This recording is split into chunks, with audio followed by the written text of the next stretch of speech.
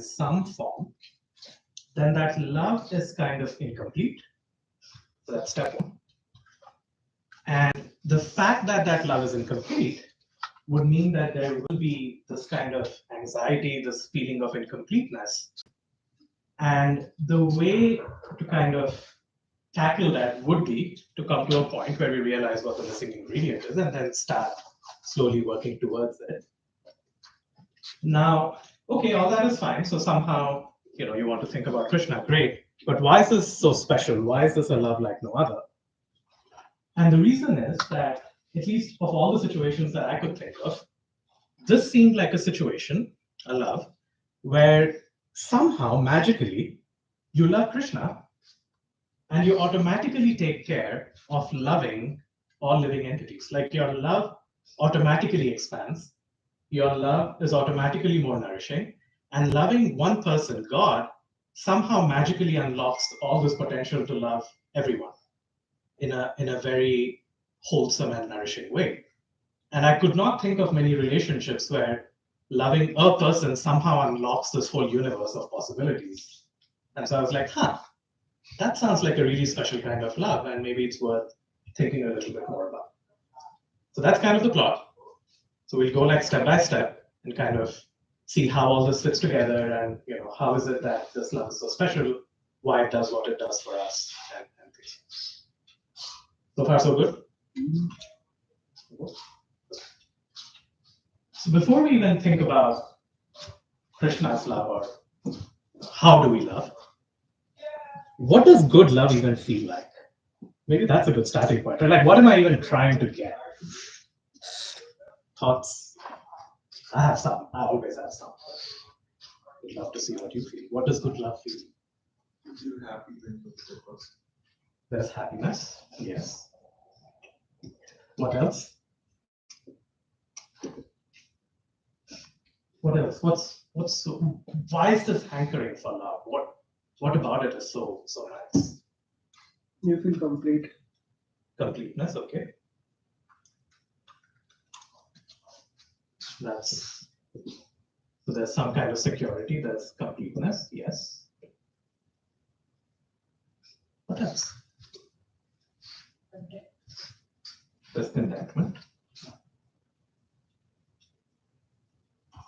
That's also a nice one. What else? Feels natural. That's a nice one too.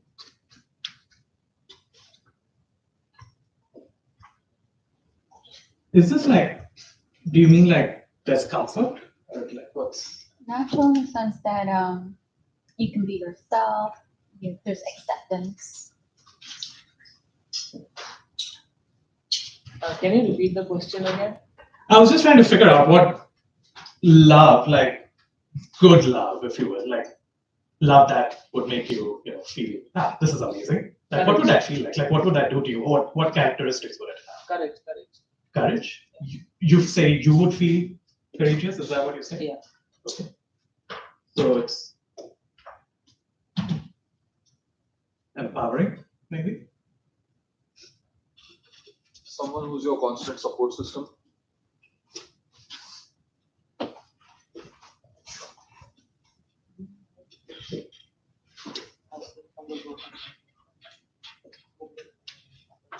I would add to the natural piece, just a little different. It's like your natural disposition, meaning it's the meaning of life. Like, So as in we're just meant to love and to be. I was born to love. So it's natural in the sense this is what we are meant to do. Okay.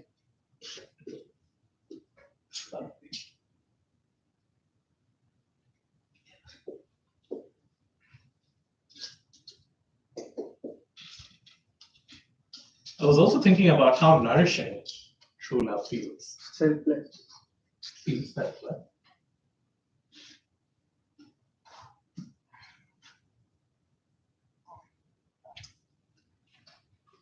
And a lot of lovely fuzzy things that we could think about, right? How hard is it for one person to somehow magically let you feel all of it.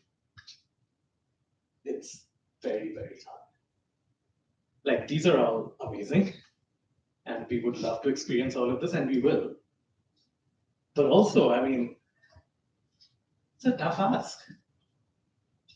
There's somehow a feeling of completeness and contentment, and it should feel empowering, and the support is constant. We are placing a lot of, it's a lot of lovely things, but it's also a lot of work. And that's partly like where I wanted to go next, which is good love is all of these amazing things. But without Krishna in the picture, if this is love that's between individuals, then to do all of this is a lot of pressure on one person.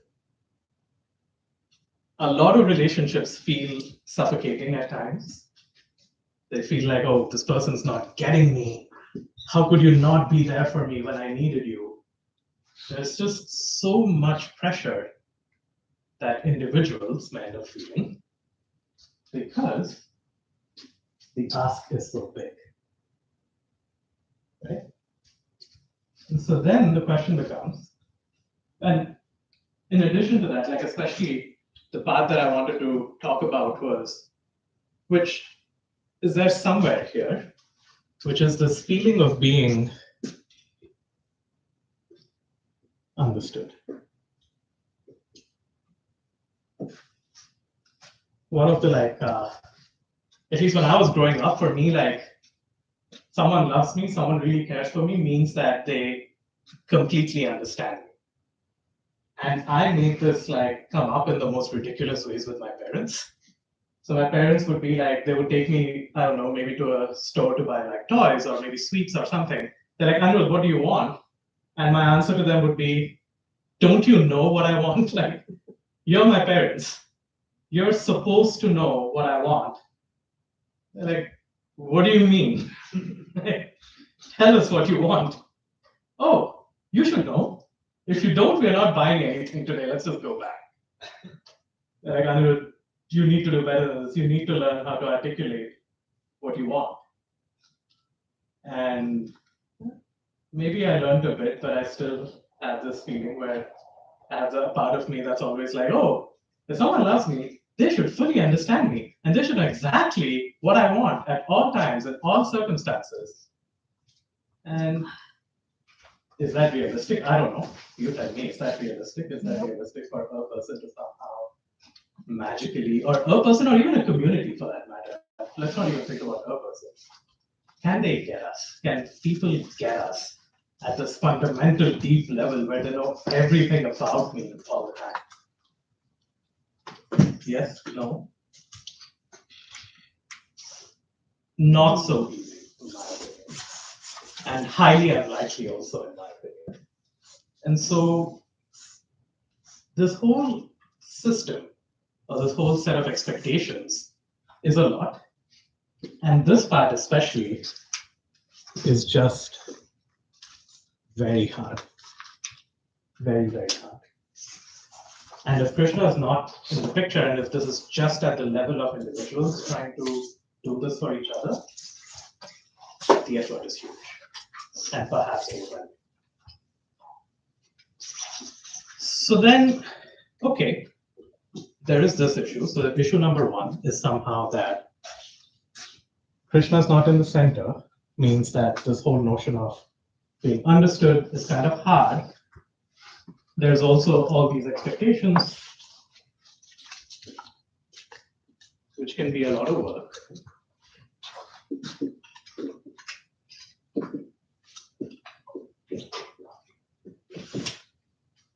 And then there's another issue, at least in my head, which is the concern without thinking of Krishna, without having the spiritual notion, is that somehow my love is restricted to the body and its requirements and the mind. Because that Krishna is somehow not featuring in all of this kind of indicates that the notion of the soul is out of the window. It's just at the level of the mind and the body. And so here I am with all my requirements and their requirements.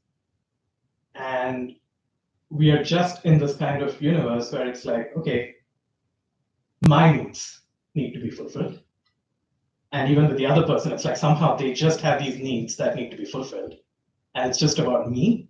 And so when I'm thinking about whether I am feeling love, the focus is more on, are they meeting my needs?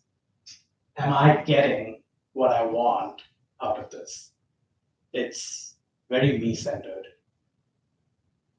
Which, by the way, doesn't even work well, right? Because one of us said, this is true love. And so if I'm not in this place where I am able to think about this from a higher platform, then the needs are very like self-centered.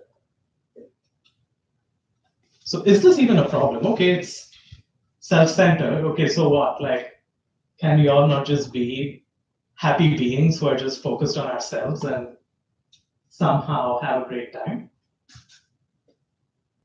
Possible? Not possible? If we were to go by what Krishna tries to explain to us in the Bhagavad Gita, the answer is probably not. Probably, if we are trying to somehow stick to this kind of bodily / mind level, something about this picture is going to break down. And what's going to break down is that there will be this feeling of, I want something, I want some pleasure, I want to gain something. And all these experiences somehow come with an expiration date. And so all this pleasure that I'm trying to experience will happen to me, and it'll be fun while it lasts, and then it's over. And then when it's over, I'm like, okay, now this is over. Let's start again. And I'm going again with it. And then I try one more time. Then I try another time. And I keep doing more and more of this. And it's just a loop. Because I'm engaging in that same pleasurable experience or process that I thought will work out for me. And I'm done with the whole thing. And I realize that didn't quite work. Let's do it again. And again. And again. And so we are in the cycle that Krishna actually explains. He says that in the third chapter of the Bhagavad Gita, Krishna talks about how these desires that are restricted to the sense level, are like a fire that cannot be extinguished. And so it will keep affecting me, and I'll keep trying to resolve it somehow, and I will not be able to get out of it. And so then the question becomes, okay, so you'll keep trying, and it's not going to work. And so what we are really trying to do is we are trying to solve a problem by using the same method despite knowing that it's not working. And so that indicates, at least to me, that something about this picture needs to change. Because someone, I don't know who said it, but someone talked about how insanity is like trying to solve the same problem with the same set of tools again and again and again, even if we know that it's not.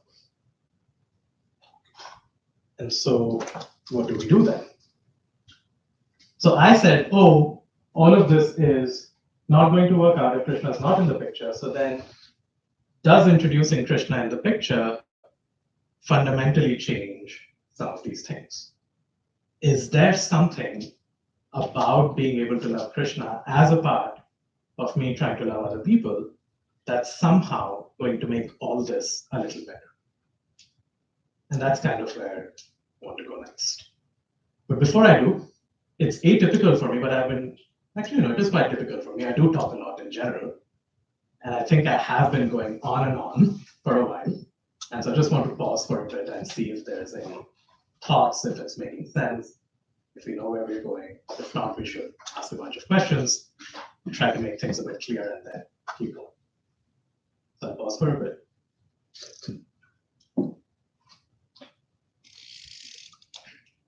Yes.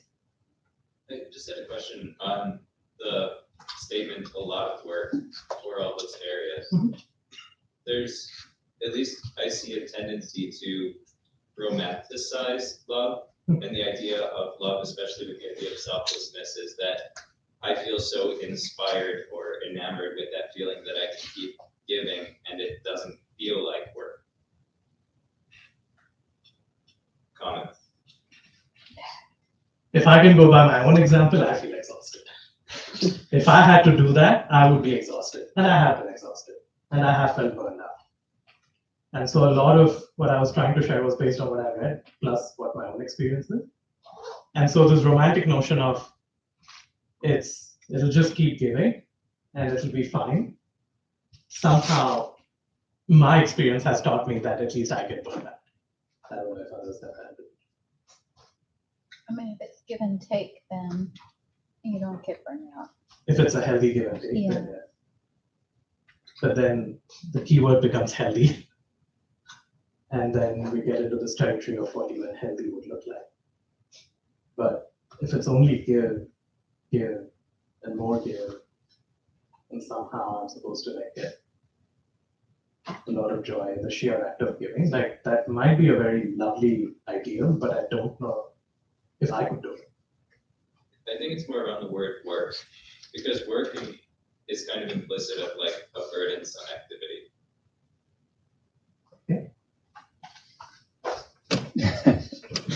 Wow, that was easy.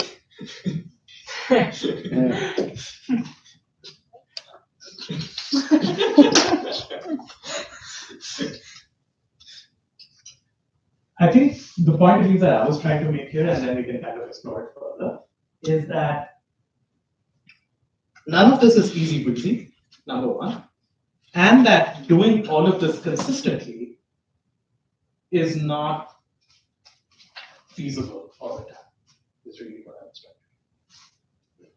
to. In part because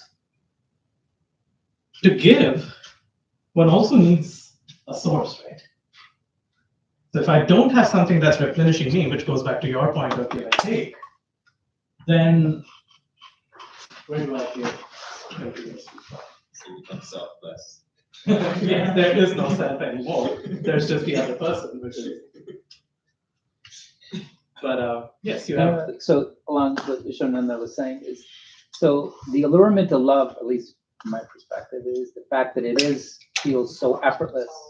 And in the beginning, you get so much back. You're like, oh my God, this is the best ever. And then what you find out is, oh, this feeling goes away and there's effort involved, to your point, right? And it just goes back to that we don't know how to sustain, how to love long term. I think this is what you're trying to get at, is once you establish that relationship with divinity, Yes. at the soul level, Mhm. you have that feeling, but the key thing is you also get to learn of how to sustain it without effort. to your point. Yes. Okay. Which is where I was trying to like go next. Yeah. So kind of. Sorry. I blame him. Oh, thank you for guiding me in that direction. But that's kind of where I was planning to go next, which is like, okay, this is hard, but how do you make this easy? And how does Krishna actually help us make this easy? Was where I was trying to go next. And so how do we love?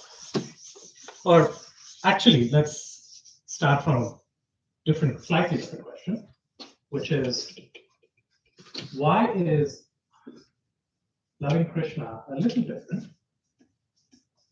from some of the other relationships that we might experience?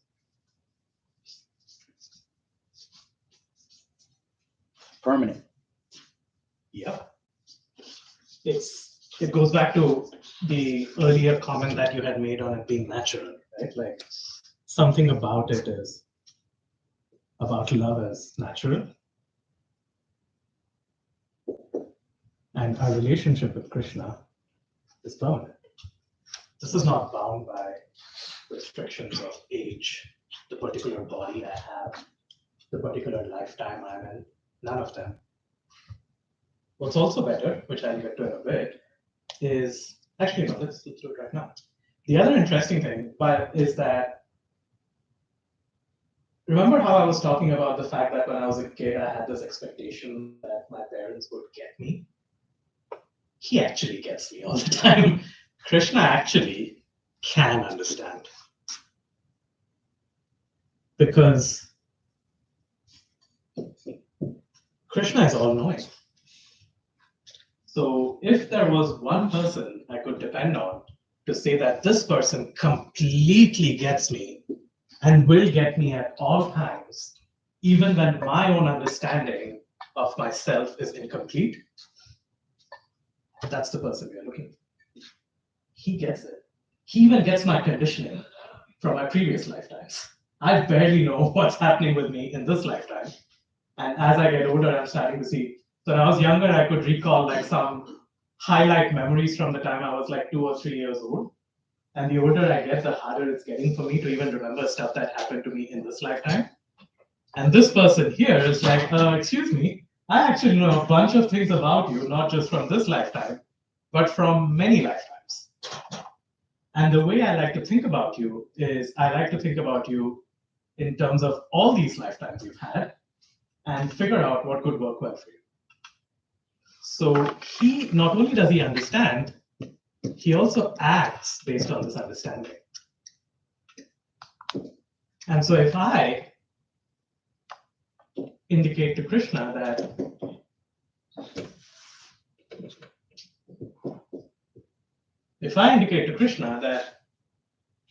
I'm willing to invest in this relationship, Krishna reciprocates with an understanding that I cannot even produce, with a very, very deep understanding of me as a person. Will that always work? And that goes back to like what Moy Prabhu was saying, which is, oh, you know, when you love someone in the beginning, it feels like this is so amazing, all the lovely things, all the nice things are happening to me. And then slowly it kind of goes Not down. saying it happened to me. Yours is always like this. It's always high. Yes. That's what I've heard. Sorry? Just go on. I did my job to be diplomatic. Yes. I'm just going to move on from here. But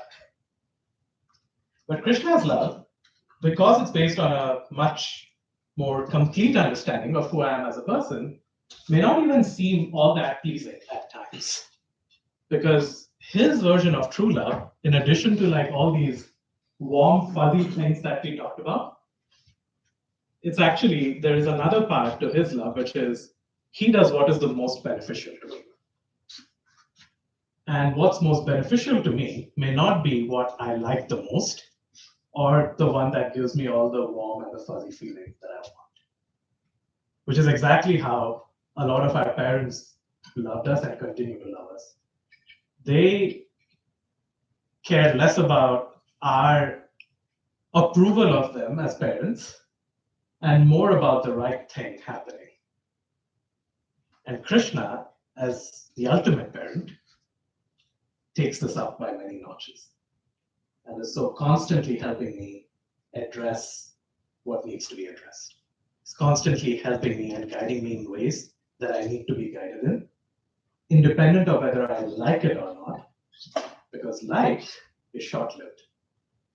But doing what's right and helping me in a way that's deeply connected to who I am, that's a real investment.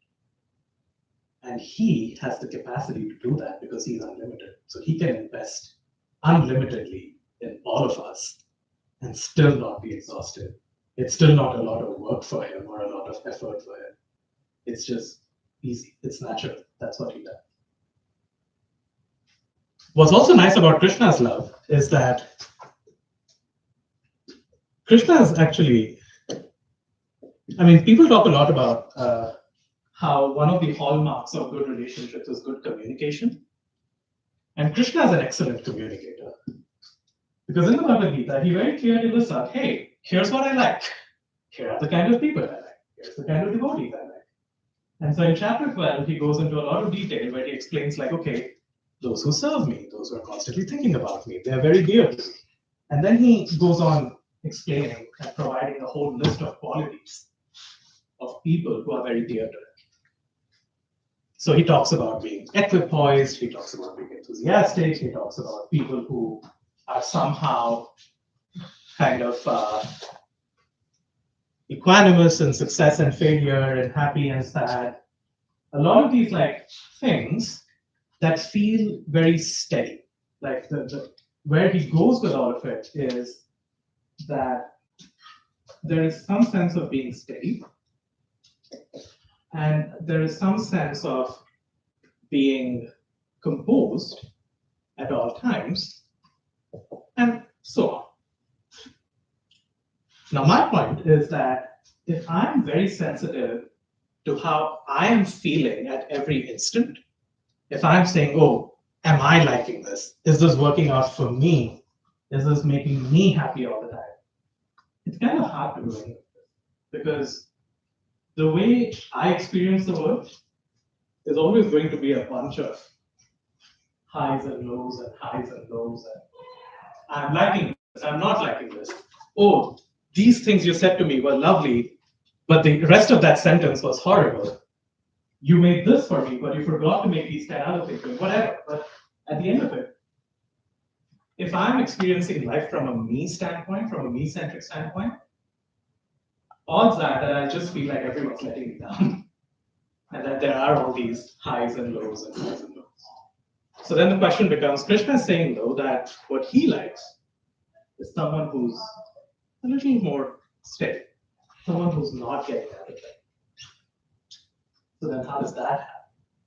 That happens when there's a feeling of service. The focus is not on me, the focus is on the other person.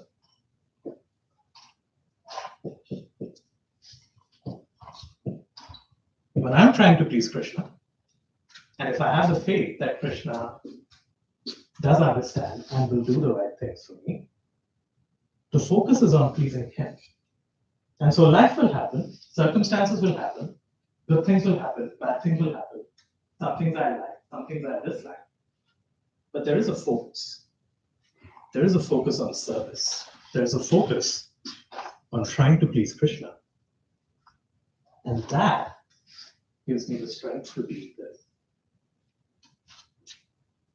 And when I'm here, Krishna says he's happy. It makes him happy when someone is able to endeavor him. And so in a way, he's also teaching us how to even love people in general. The focus is more on that. It's selfless in a way that we talked about. But also, it is not really exhausting because whatever we need, he will supply. Because now he has entered the picture. This is not just about me and the other person. This is me trying to love the other person under Krishna's guidance. And me trying to build two relationships simultaneously. My relationship with Krishna, but also my relationship with the other person. And he knows how much that matters to me. So he will supply the intelligence and the energy I need to make that work. Because he's the source. If I depend on myself, if I'm thinking about me all the time, I will get depleted and I will get affected by all the highest lows. But if I genuinely want to seek him and through him connect with everyone else who's a part of him, he will help. And his love is not limited. His love is unlimited. And so he will supply. And that's how it's very different. You love Krishna and you immediately start to realize that in some shape or form, every living entity is a part and parcel of Krishna. So there isn't a me, there isn't people I like. Sure, there will be some people we connect with better than others, but the love is not selective anymore. I am no longer in a place where I'm just thinking about this one person, this one situation, what I want. It's none of that.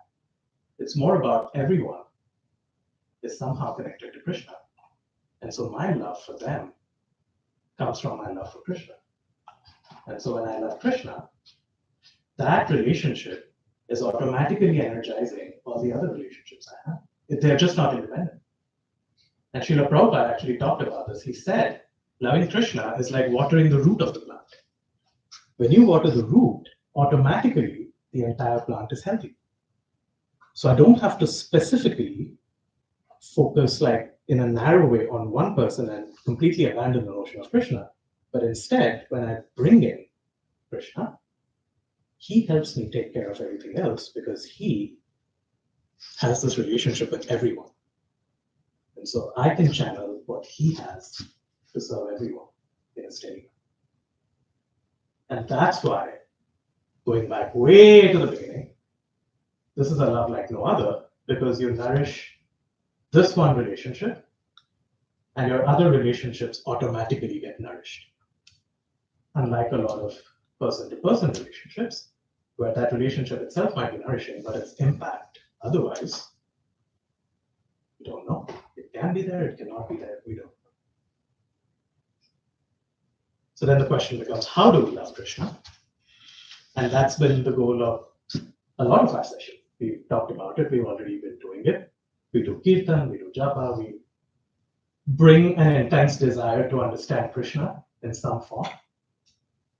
And that's exactly what we've been doing at Vedic Vision Society for all these sessions. Like even this conversation, it's an attempt to understand Krishna. It is us trying to build that loving relationship with Krishna, us trying to build that love for him. When we will be doing Kirtan in a bit, that's also the same thing. And so loving Krishna is not very complicated. The manual is right there, and we've actually been exploring that manual. And the more we explore it, the more sense it will make, and the more it will nourish our lives in interesting ways. And so my goal today was to talk more about how this is a worthwhile relationship to invest in, and how we invest in that worthwhile relationship. I think we all intuitively know the answer, and we all have to. It's about 7:45, and I have an intense desire to shut up at this point. So I'll shut up. Thank you for your time.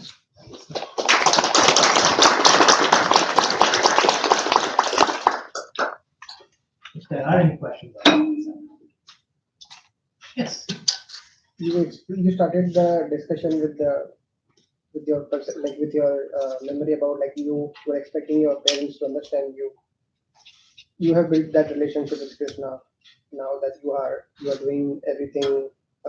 So I'm trying. yeah, I mean yeah. So does your parents understand you now in that? Because you said you were trying to put the point that because you build that relationship, other relationships also get better. My focus has actually changed a little bit. And I'm speaking entirely from my experience. I'm not even as concerned with them understanding me, which they do, by the way. I'm more concerned with me understanding them these days. And also, like, to your point about do they understand me? I think with time, they have built a much greater acceptance of a lot of things. And while I can't sit and be like, okay, this is exactly how this mapped out, I do feel Krishna was helping. Like with certain things, I knew for a fact that many years prior, they would have had a hard time accepting certain choices that I might make, certain decisions that I might make. But somehow there seems to be more harmony in a good way. And also my own expectations have recalibrated. I don't expect my mother these days to know what I want to eat. I just tell her instead. So it's a two-way street, I guess. Like your relationship gets charged up from both sides. Like Krishna gave me a bit of intelligence to know that, hey, calm down. Like you're being ridiculous. Like if you can't hear yourself, let me explain this to you. You're being ridiculous. So I don't know what the exact answer is, but I think it's good. So I got your answer.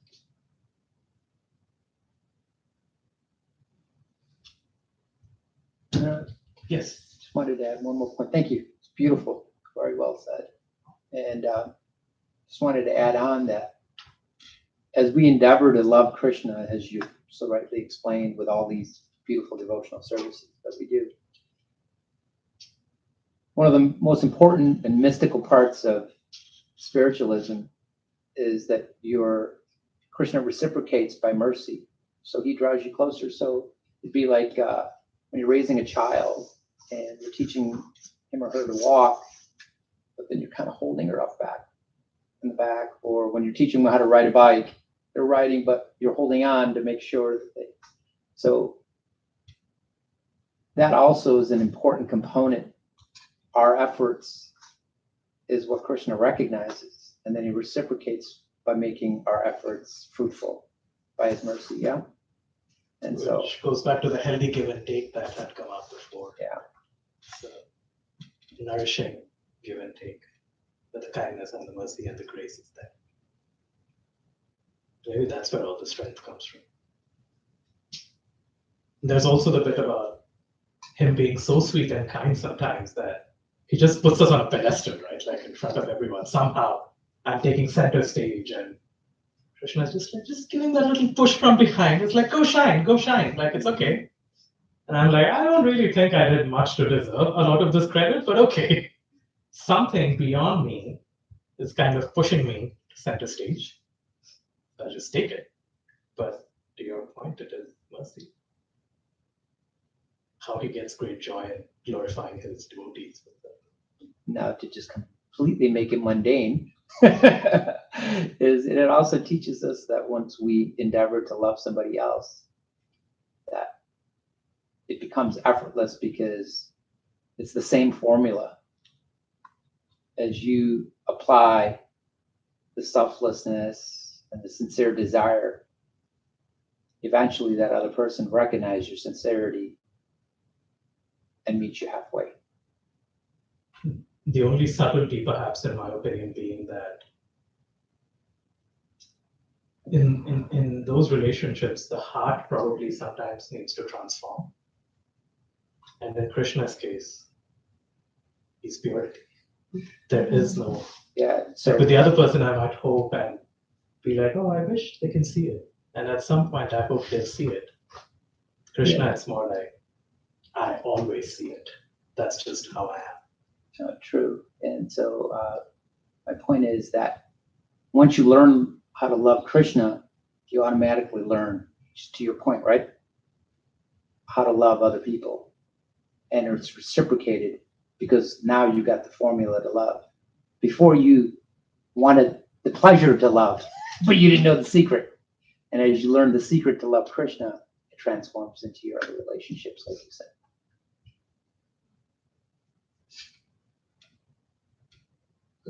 I have a question. Yes. So, like, I think a lot of people in relationships, especially when you come from like a culture that really accentuates duty, performing your duty. So there's a lot of selflessness out of duty that comes up in a relationship.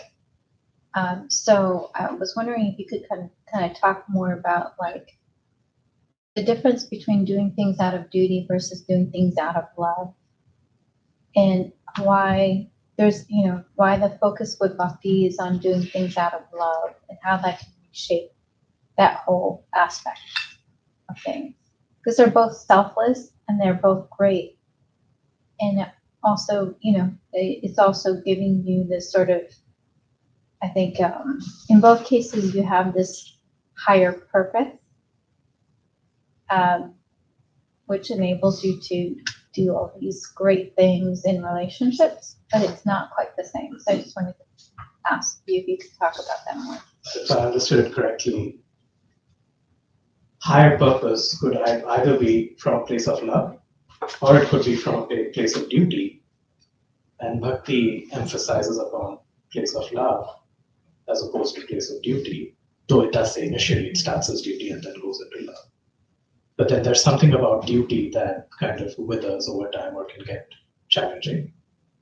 And we want to kind of explore that realm a bit further. Yeah. It's kind of where we go. It's interesting you bring that up because, to your point, let's bring it to something mundane. I was reading this book on anxiety. And this book talks about the difference between I want to do something versus I have to do something.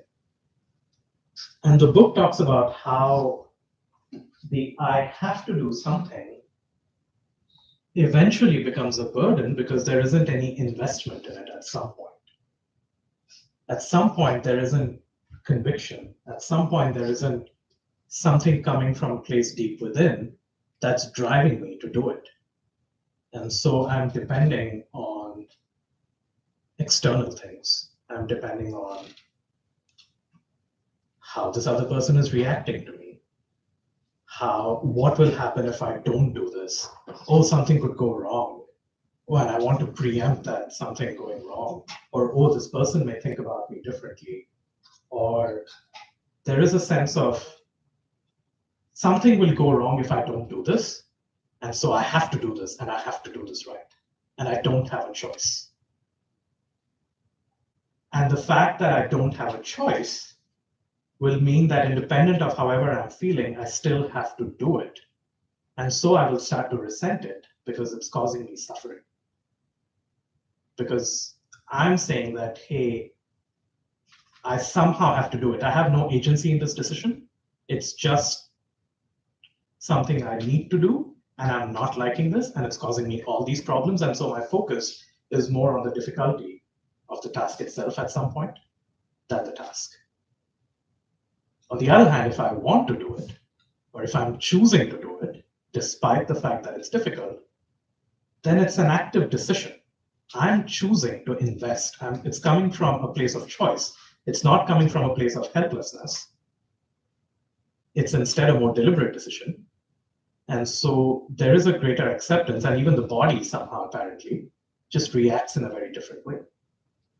And so my point would be that the fact that we have free will probably factors in. And so a situation where I'm not exercising that free will in the right way and then acting from that place of recognition and understanding, it just goes against the grain. It's not what I'm meant to do.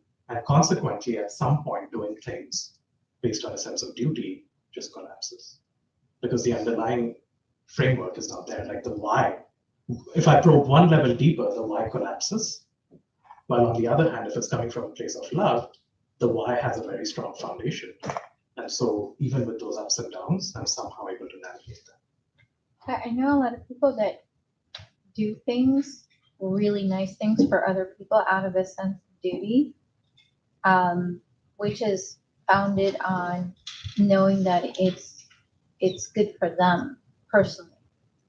Like, as an example, if I'm a good mom or if I'm, a good wife, then it'll make my family life situation so much easier overall. So you can still, I guess what I'm bringing it up because I know a lot of people that are happy in situations or find satisfaction in situations because they're doing their duty. And they feel like, well, I'm doing what I'm supposed to be doing, even if I don't like it, it's for the better good. So I'm fine with it, rather than doing things for actually like the purpose of creating more love or connecting with God, or you know what I mean, having that love component. So I wasn't sure if you could really illustrate sort of what that real difference is between the two. That's profound. I'm thinking, and if I had to speculate without knowing the circumstances or anything, and based on personal examples that I don't want to get into the details of, I think it gets exhausting after it. And I've seen people eventually break at some point. Maybe its thresholds are high for some, low for some others. But at some point, that restriction starts to weigh on people because expectations just start to come from the sides. Oh, I did so much. Never got reciprocated. Something or the other about that framework, just because life is the way it is, at least from the few examples that I've seen. Something or the other about the way life works gets in the way of it. And then that paradigm starts to kind of, and I've seen close ones experience. Could you please speak? Oh yeah, sorry. I just went into this. I don't know why I did that, but I was just saying, so the question was that there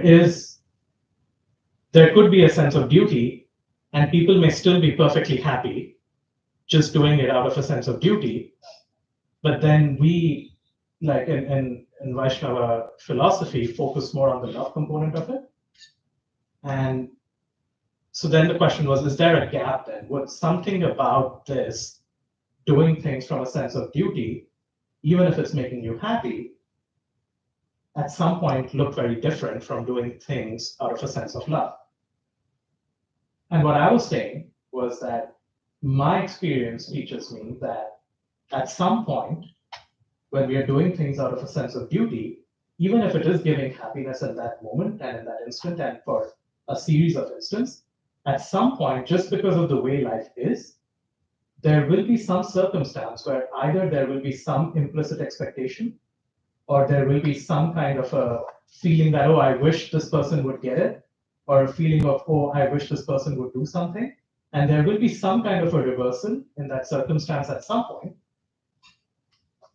And the odds of me being able to deal very well with that reversal are a little bit. Is the difference that I was trying to point out. I could have completely missed the question.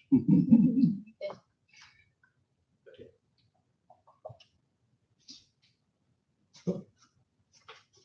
All right. Whoever's leading, please take charge.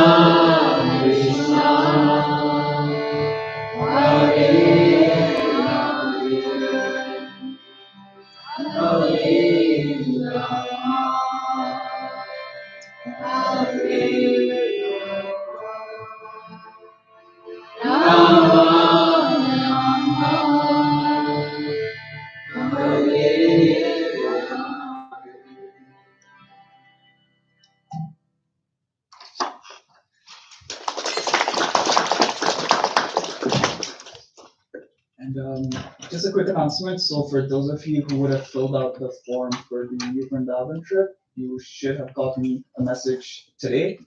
So please respond to the message and fill out the required form, I think within 48 hours, more or less, to confirm your spot. Because and if you haven't received a message, then chances are you're on the wait list. So if someone